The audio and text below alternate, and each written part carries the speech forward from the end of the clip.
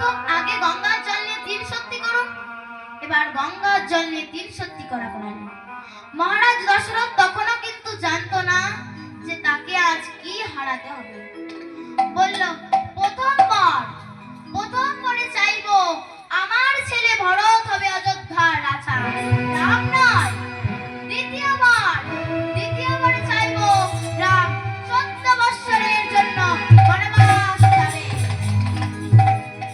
এই কথাটা শুনে মহারাজ দশরথ থরথর করে কাঁপতে লাগলো, আর কৈকেয়ীর চরণ ধরে বলতে লাগলো, না বলো না। ওগো কৈকেয়ী,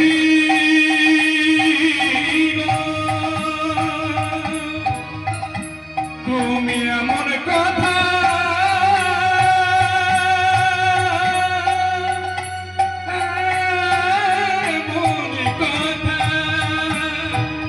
আমায় বলো না গো,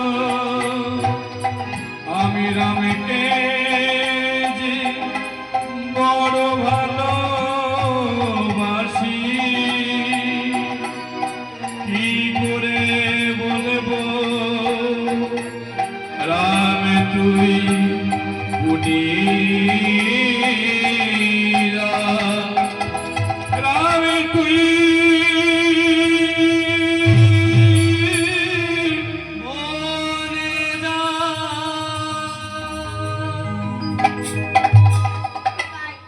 পাশের ঘরে শুয়েছিল রামচন্দ্র। রামচন্দ্র কিন্তু সব কথা শুনতে পেয়েছে। এসে বলছে, পিতা তুমি কাঁদছো পিতা, আমি বনে যাচ্ছি বলে? তুমি দুঃখ পেও না পিতা, ভরত তো তোমারই ছেলে, আমার প্রাণের ভাই। ভরত রাজা হবে তাতে ক্ষতি কি? আর রামের মা ভরত রাজা হবে তাতে ক্ষতি কি?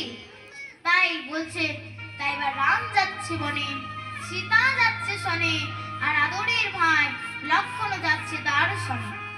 বলে, খোকা তুই তো 14 বৎসরের জন্য বনবাসে চলে যাবি, তা যাওয়ার সময় আমার একটা কাজ করে দিয়ে যাবি।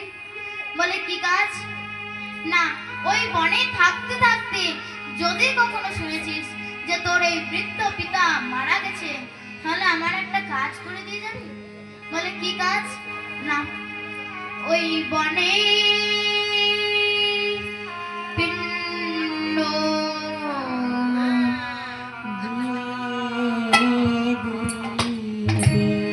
ওই বনে পিণ্ড দিয়ে